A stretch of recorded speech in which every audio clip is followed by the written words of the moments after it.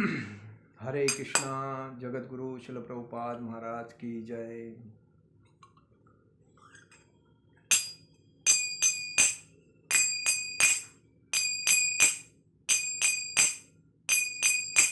जय राधा माधव कुंज विहारी। जय राधा माधव कुंज विहारी।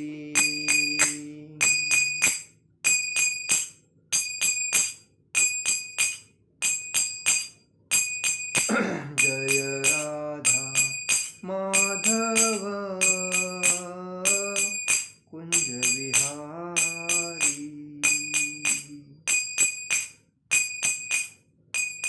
गोपीजन वल्लभ गिरिवरधारी। गोपीजन वल्लभ गिरिवरधारी। यशोदानंदन ब्रज जनरंजन। यशोदानंदन ब्रज जनरंजन। यमुना तीरावनचारी।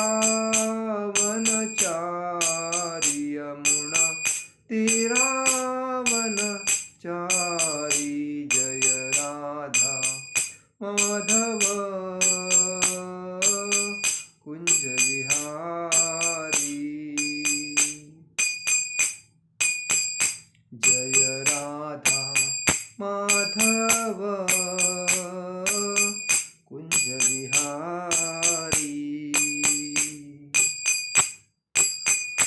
हरे कृष्णा कृष्णा कृष्णा हरे हरे। हरे राम राम राम हरे हरे। हरे कृष्णा कृष्णा कृष्णा हरे हरे। हरे राम राम राम हरे हरे। हरे कृष्णा कृष्णा कृष्णा हरे हरे। हरे राम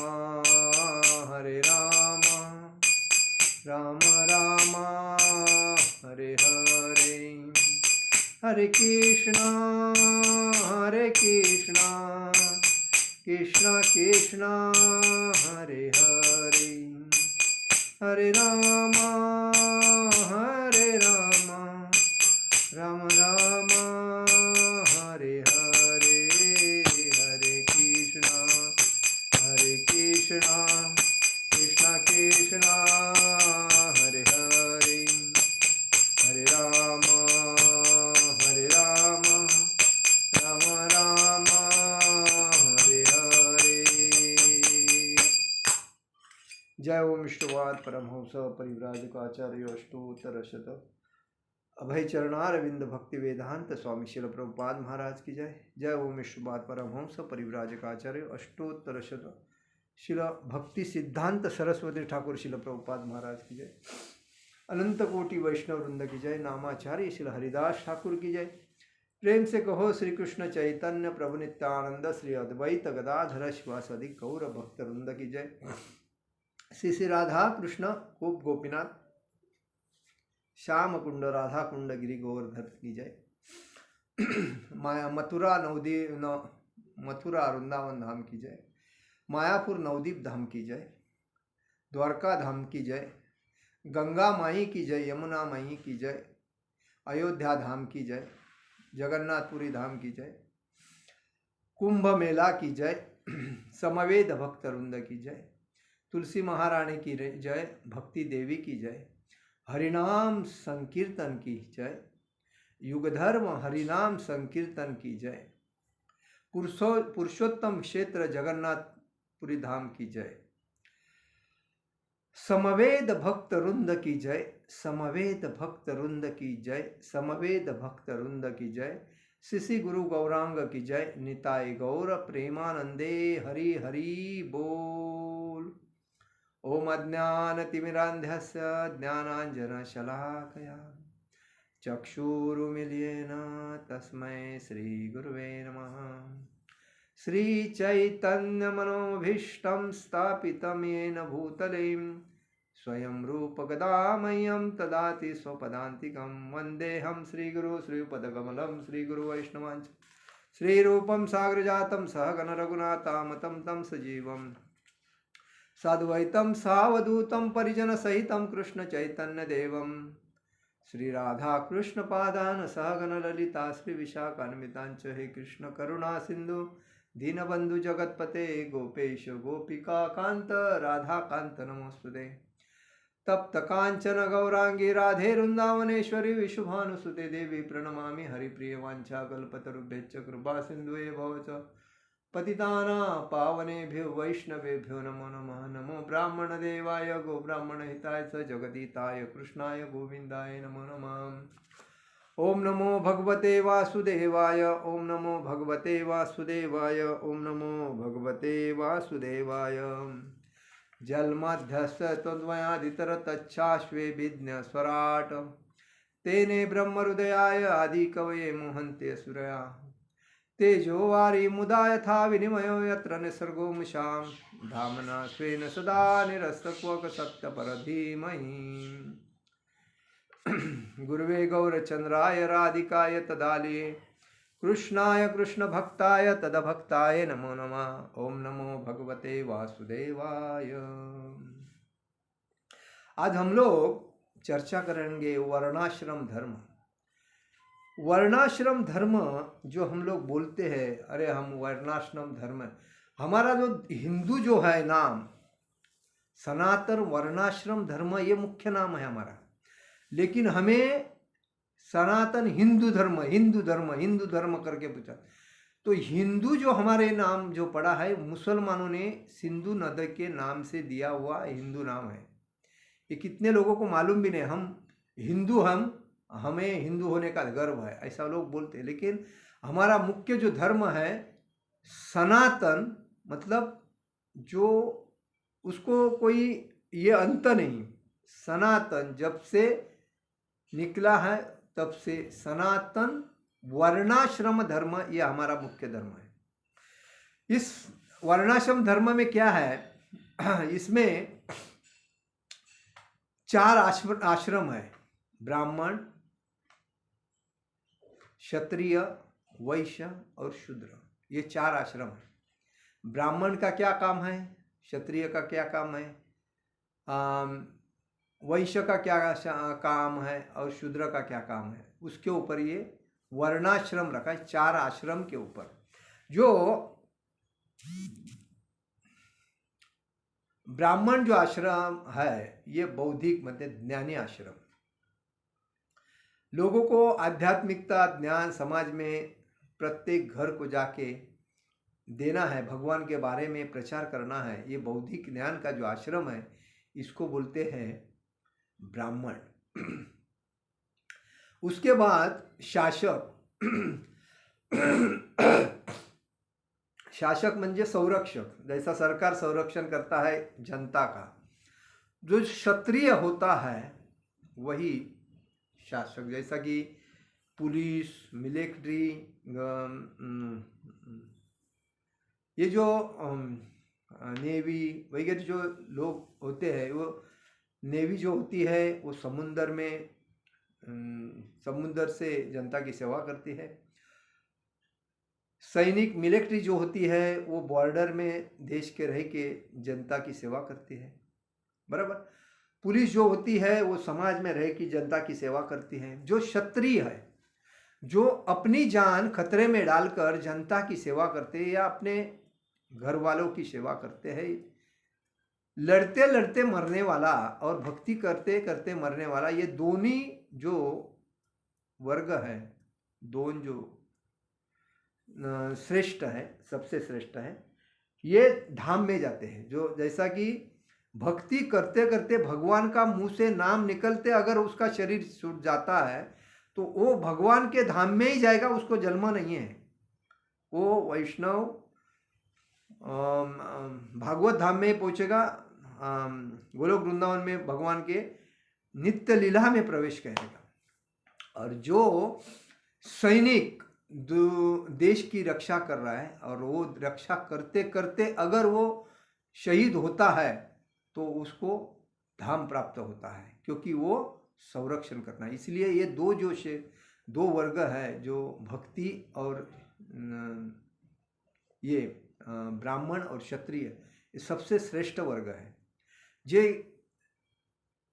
दोनों भी सेवा करते करते अगर उसमें शरीर त्याग करते हैं तो वो भागवत धाम देते हैं। इसलिए कहा गया है ब्राह्मण और क्षत्रिय ये समाज को पूर्णता सिक्योर करते हैं, एक ज्ञान से और एक संरक्षण से। और वंश क्या करता है? वंश वही करता है जो श्रम करके, मतलब व्यापार करके, मतलब अन्न धान्य का व्यापार, कोई चीज़ वस्तु समाज के लिए लगने वाली जो भी है वो वैश्य का काम है। जैसा कि खेती बाड़ी करना, अन्न धान्य वगैरह पकाना और लोगों के जीवन के लिए उत्पन्न करना, उनका व्यापार करना, यहाँ से वहाँ लेके जाना, उसको ये जो है वैश्य में आ जाते हैं। और ये भी समाज को एक मजबूत, लेकिन आजकल जो व्यापारी वर्ग हुआ है वो भ्रष्ट हुआ है। जैसा कि आज समाज को खोखला करने के पीछे पड़े हैं, पैसा कमाने की वजह से डुप्लीकेट माल बनाने का और समाज में बेचने का। जैसा कि समाज जो मजबूत होना चाहिए तबीयत से और बुद्धि से, तो वो तबीयत से नाजुक होता है और बुद्धि से कमज़ोर होता है। ये आज के वैश्य लोगों का काम है, जो मिक्सिंग करके सब कुछ बेच रहे हैं, मिक्सिंग करके बेच रहे हैं। वास्तविक वो जो पाप कर रहे हैं ना, तो जो बना रहा है वो बनाने से बेचने तक और खाने वाले तक सब में आ रहा है। देखिए, पाप एक करता है, अपराध एक करता है, लेकिन उसका परिणाम सबको भोगना पड़ता है। जैसा कि कोई उत्पादन करता है और वो प्योर उत्पादन नहीं कर रहा है, गलत तरीके से उत्पादन करता है, तो वो जिसको बेचता है वो दूसरे को बेचता है, दूसरा तीसरे को बेचता है, तीसरा चौथे को ये साकड़ी पूरी जो आ जाती है ना, जिधर बेचे ने लास्ट तक, वो पूरी साकड़ी उस पाप की भागीदार होती है। और इसीलिए किसी को कमज़ोर करने, ये रोगराई किसी के वजह से तैयार हो रही है।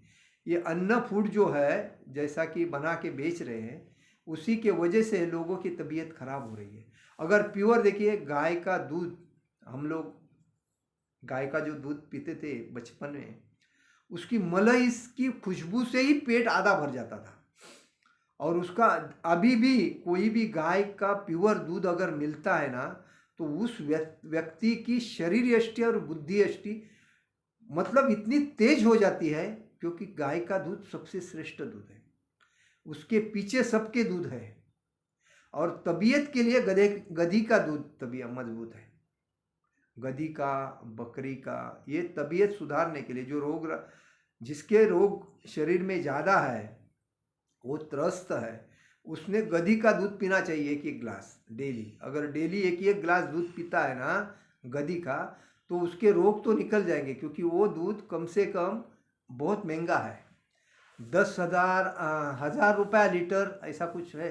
हाँ, 1,000-12,000 1,000 1,500 रुपया लीटर ऐसा बेचते हैं। किसी एरिया में तो विदेश में तो उसको 10-10 हज़ार 15-15 हज़ार रुपया लीटर बेचते हैं।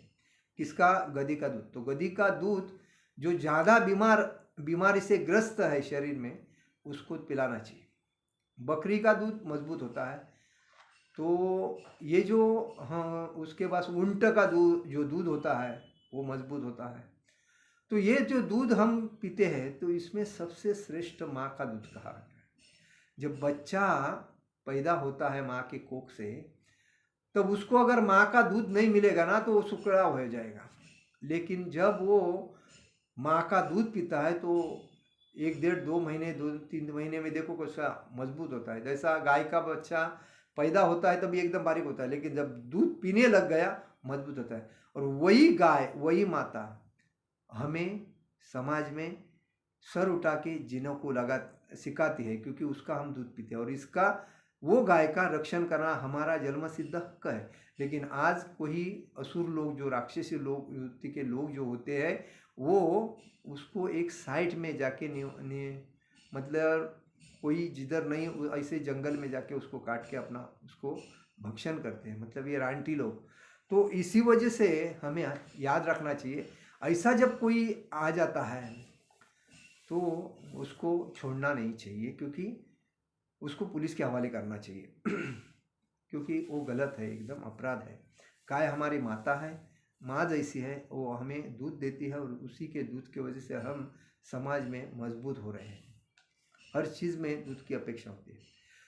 उसके बाद ब्राह्मण, क्षत्रिय, वैश्य और शूद्र। शूद्र श्रमिक वर्ग होता है, वो नौकरी के पीछे लगता है। आज अगर ब्राह्मण भी नौकरी कर रहा है ना, तो भी वो शूद्र ब्राह्मण कहा जाता है।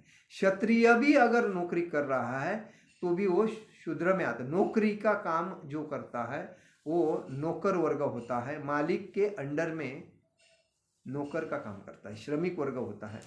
ये 4 वर्णों का जो देश है वो सनातन वर्णाश्रम धर्म हमारा भारत देश है, ये 4 देश। तो सनातन वर्णाश्रम धर्म में ये होता है, परंतु जन्म के आधार पर नहीं। इन 4 वर्णों में व्यक्ति अपने कर्मों के अनुसार वर्णित होता है। वो 4 वर्णों में कर्म के, मतलब उसका कर्म क्या है। कोई कोई जो जन्म होता है तो उसको मंदिर में सेवा करने को अच्छा लगता है। कोई कोई जो कर्म करता है, कर्म के अनुसार उसको संरक्षण करने में अच्छा लगता है। कोई कोई कर्म करता है, उसको खेती करने में अच्छा लगता है। कोई कोई उसका कर्म रहता है, उसको नौकरी अच्छी लगती है, बिजनेस नहीं करना चाहिए। तो ये उसके कर्मों के अनुसार, जिसका उसने पहले जीवन में क्या किया था, उसके अनुसार उसका जीवन मिलने के बाद उसका जो कर्म क्या है, उस कर्म के अनुसार मुझे काम धंधा कैसा करेगा उसके ऊपर डिपेंड करता है, जन्म के आधार पर नहीं। जन्म उसका कैसा हुआ उतना है, उसका कर्म क्या है उसके ऊपर, जन्म के ऊपर नहीं। 4 प्रकार के आश्रम भी होते हैं, और इसमें उस वर्णाश्रम में ये वर्ण 4 हो गए, बरोबर। बौद्धिक वर्ग, शासक वर्ग, व्यापारी वर्ग और श्रमिक वर्ग, ये 4 वर्ग हो गए। मतलब ब्राह्मण, क्षत्रिय, वैश्य, शूद्र, ये 4 वर्ग हो गए। बौद्धिक वर्ग, शासक वर्ग, व्यापारी वर्ग और श्रमिक वर्ग, ये 4 वर्ग हो गए। वैसे आश्रम 4 है। वो आश्रम क्या है? ब्राह्मण, ये ब्रह्मचारी, गृहस्थ, वानप्रस्थ, सन्यासी, ये 4 आश्रम है।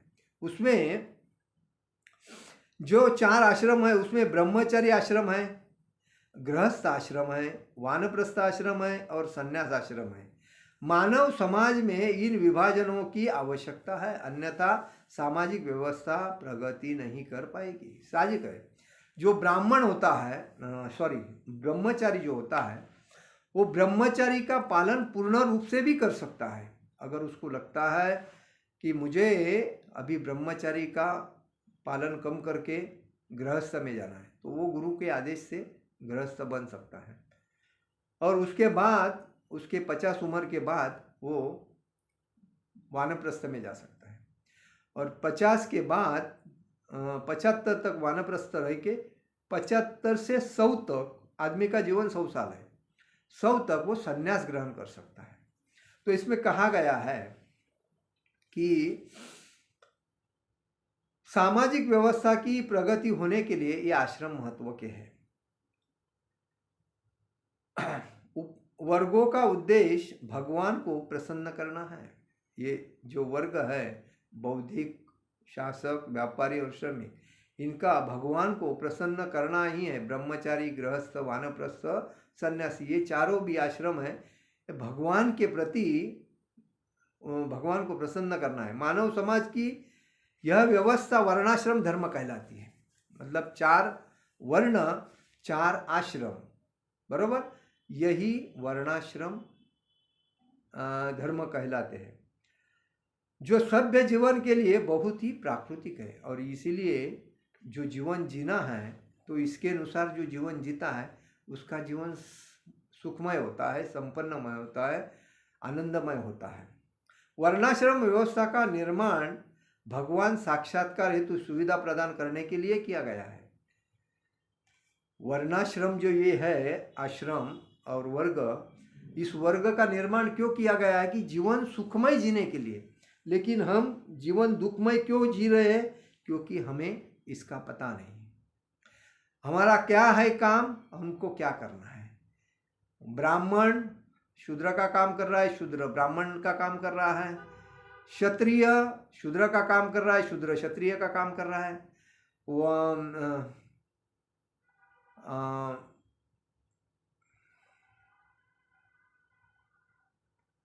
वैश्य जो है वो शूद्र का काम कर रहा है, शूद्र वैश्य का काम कर रहा है। मतलब ब्राह्मण क्षत्रिय वैश्य शूद्र, ये 4 जो आश्रम है उनको खुद का आश्रम के बारे में नहीं पता होने के वजह से इनका वो प्रॉब्लम चल रहा है। अभी देखिए, पूर्वजात जो कोई व्यक्ति काम करता था उस काम के बेसिस पे उसका नाम रखा जाता था। जैसा झारा, टेलर ऐसा रखते थे, गणपति बनाने वाले के गणपति बनाने वाले का नाम रखते थे। वैसा मिस्त्री, ये वो कारपेंटर का काम करता है था, मिस्त्री ऐसा नाम रखते थे। पेंटर जो पेंटिंग करता था इसके लिए उसका पेंटर नाम रखते थे। ब्राह्मण में जो पूजा करता था तो पुजारी नाम रखते थे। तो ऐसा उसके वर्ग के अनुसार उसको नाम दिया जाता था। तो उसी वजह से उसका जो पीढ़ी है, दादा से लेके पोते तक, तो उस बेसिस पे चलती थी।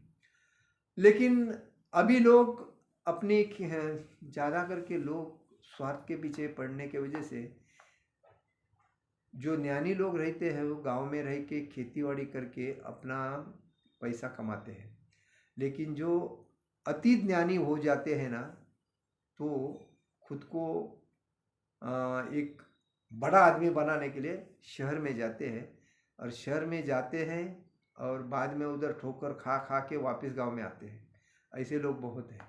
लेकिन जो गांव में रह के खेतीबाड़ी करके जो जीवन अपना चलाता है वही सही आदमी है, क्योंकि वो पूर्व पारंपरिक है। क्योंकि उसके दादा जी ने जो किया था, परदादा ने, दादा ने, पिताजी ने जो किया था, उस बेसिस पे जो कर रहा है वो उसका वर्ग है, आश्रम है, और उस बेसिस पे चल रहा है, वो योग्य है।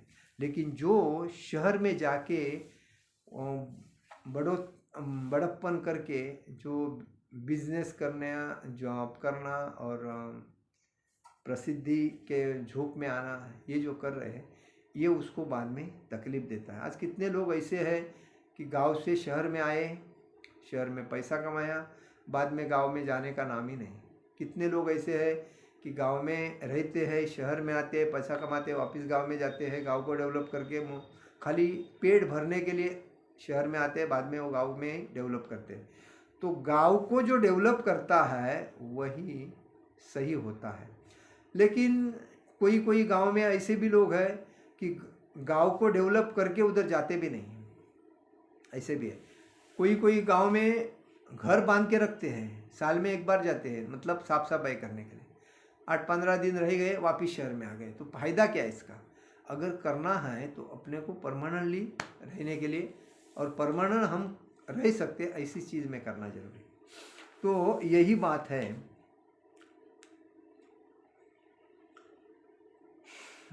वर्ग के द्वारा दूसरे वर्ग पर कृत्रिम शासन करने के लिए नहीं, जब जीवन का उद्देश्य अत्यधिक ये इंद्रिय भोग शक्ति होने के कारण आत्म साक्षात्कार से भ्रमित हो जाता है। देखिए, इसमें कहा गया है कि भगवान साक्षात्कार हेतु सुविधा प्रदान करने के लिए ये वर्णाश्रम व्यवस्था स्थापित किया है। लेकिन जब एक वर्ग द्वारा दूसरे वर्ग पर कृत्रिम शासन किया जाता है तो वो तापदायक होता है। ऐसा नहीं होना चाहिए। जीवन का उद्देश्य अत्यधिक इंद्रिय भोग होने के कारण आत्म साक्षात्कार से भ्रमित हो जाता है। देखिए, आदमी अपनी भोग करना है तो शादी करने के बाद अपने पत्नी के साथ जितना चाहे उतना कर सकता है, लेकिन उसके पीछे भी एक कारण है। जब पुत्र प्राप्ति करनी है तो ही भोग करना है, अन्यथा वेस्टेज नहीं करना है। ये उसके पीछे का बंधन है। लेकिन पुत्र प्राप्ति नहीं करके जब वो इंद्रिय भोग करता है तो वो पाप अपराध का भागीदार बनता है और उसको आत्म साक्षात्कार की जानकारी नहीं होती। भले वो वर्ग में रहे, आश्रम में रहे, वर्णाश्रम में रहे, लेकिन वो अगर अपने भोग करना है पुत्र प्राप्ति के लिए, जो पुत्र करना है वो भगवान को समर्पित करने के लिए, और उसको भगवान के बारे में, भगवान के भक्ति के बारे में जानकारी देना है, ये सही है।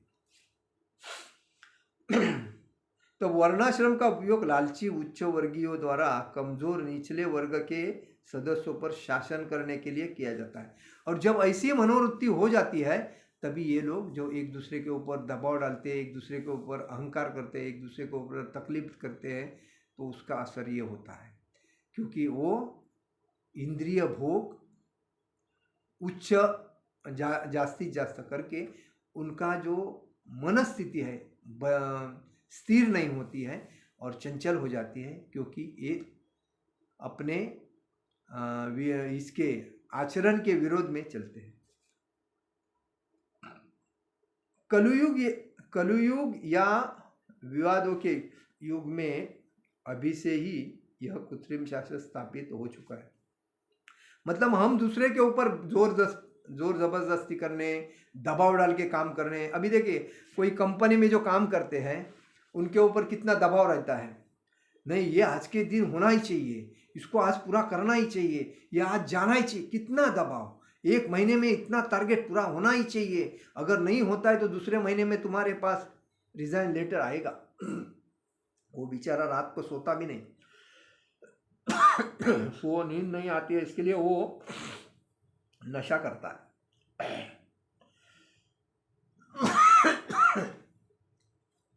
और नशा करके बाद में अपने जीवन की हालत करता है, खुद की तो हालत करता है, परिवार की भी हालत। ये क्यों होता है? कृत्रिम दबाव, तात्पुरता दबाव, ये कलयुग का दबाव। मैं बॉस वो नौकर।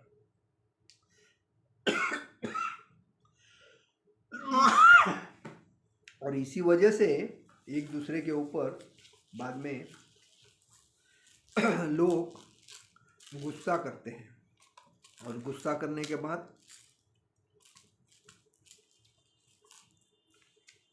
दुश्मनी बनती है, और दुश्मनी बनने के बाद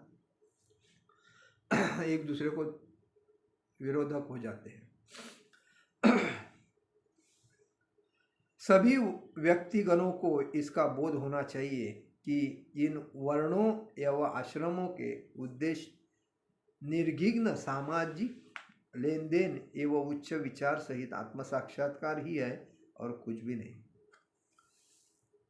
ये सभी को समझना चाहिए कि हम आत्म साक्षात्कारी होने के लिए हमें यह ऐसे कृत्रिम दबाव नहीं डालना चाहिए, जोर जबरदस्ती नहीं करना चाहिए। हमें आश्रमों के आचरणों को पालन करना चाहिए, उसके अनुसार हमें चलना चाहिए।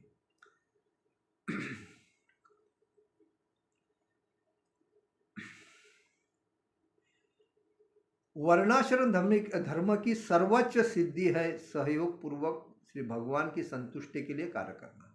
देखिए, वर्णाश्रम धर्म की सर्वोच्च सिद्धि क्या है? तो सहयोग पूर्वक श्री भगवान की संतुष्टि के लिए कार्य करना।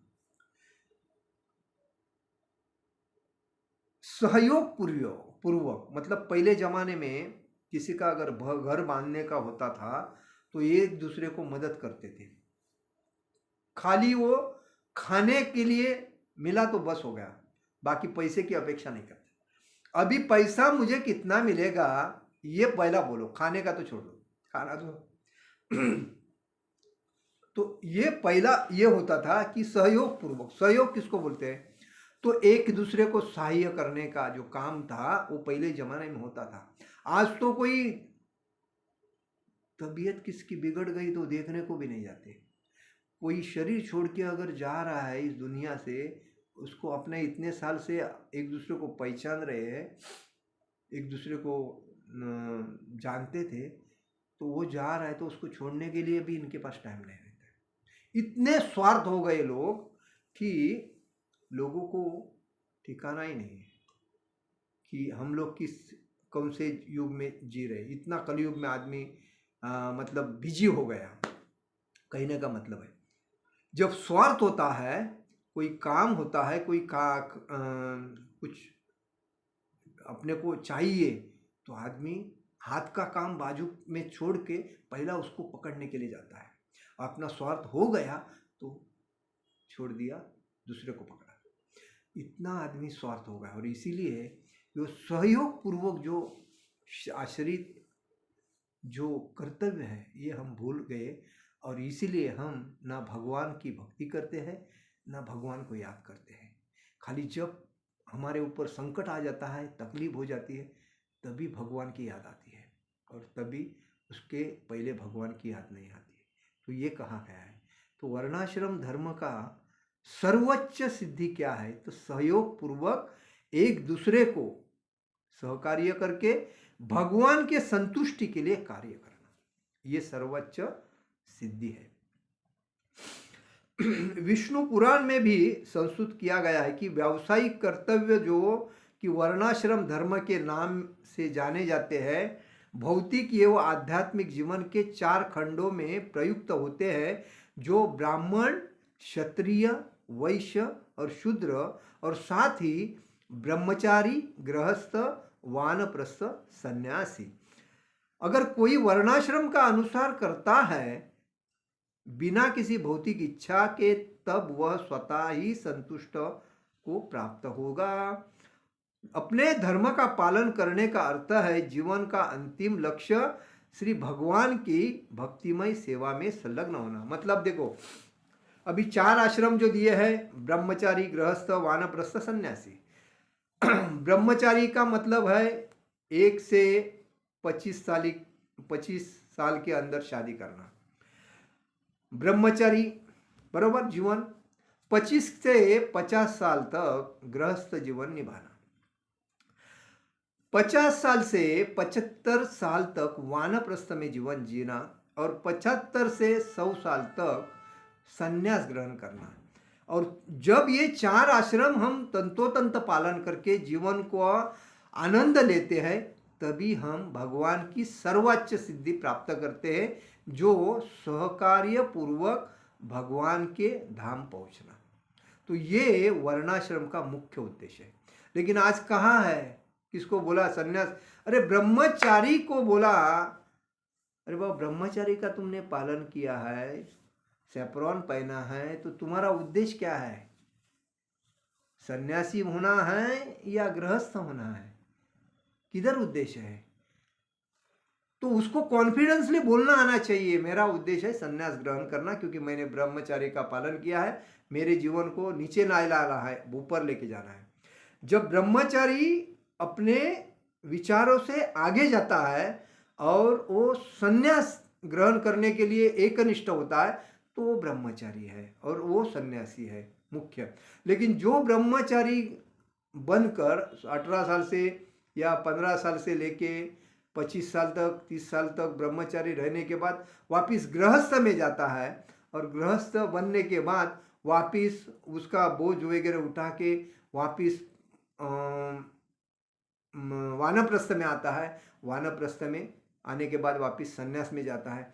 तो वो मतलब ऐसा राउंड मार के जाता है। लेकिन ब्रह्मचारी टू सन्यासी इमीडिएट हो जाता है। ब्रह्मचारी का पालन 10-20 साल किया, उसके बाद तुरंत संन्यास ग्रहण किया, उसके बाद भगवान के नाम, गुण, रूप, लीला का प्रचार किया, जीवन सार्थक।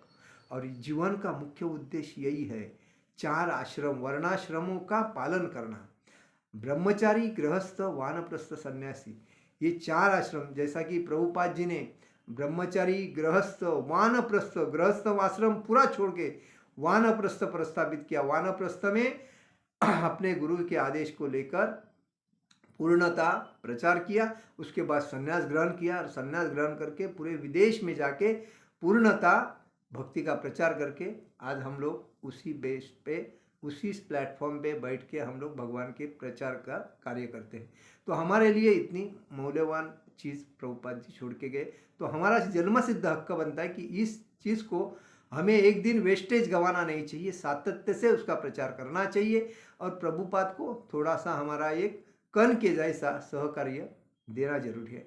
तो हमारा ये जन्म सिद्ध हक है और इसीलिए जो भी इस्कॉन में अगर भक्त बनता है तो उसका पहला कर्तव्य क्या है कि भक्ति का प्रचार करना, लोगों को भक्त बनाना, ये मुख्य उद्देश्य है। तभी भगवान भी प्रसन्न हो जाते हैं। हरे कृष्ण कृष्ण कृष्ण हरे हरे, हरे राम राम राम हरे हरे। जगत गुरु शिल प्रभुपाद महाराज की जय। परम पूज्य लोकनाथ स्वामी महाराज की जय। निताय गौर प्रेमानंदे। हरि हरि बोल।